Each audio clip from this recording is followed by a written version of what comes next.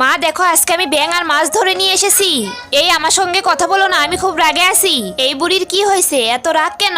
আরে ওর জমি থেকে কে জানি ফসল তুলে নিয়ে গেছে। এই বুড়িটার সাথে তো কেউ এখন কথা বলতে পারতেছে না। আমি তো শুধুমাত্র তার সাথে একটা কথা বলেছিলাম, ও তো আমাকে ধমক দিয়ে সেখান থেকে বের করে দিয়েছে। এই যে বুড়ো, তুমি বুড়িকে বোঝানোর চেষ্টা করো না কেন? না, আমি পারবো না ওকে বোঝাতে। ঠিক আছে, তাহলে তোমরা এখানে থাকো, আমি রান্না করে নিয়ে আসি। চলো বন্ধুরা, আজকে আমি এই মাছ আর ব্যাঙগুলো অনেক মজা করে রান্না করব।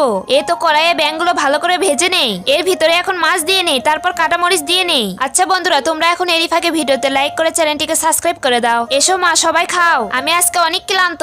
এই সবাই নড়াচড়া না করে চুপ করে বসে থেকে খাও। এই তুমি কি আমাকে খাইতে দেবা না নাকি? তোমরা এত কথা বলতেছো কেন? খাওয়া শুরু করতে পারছো না?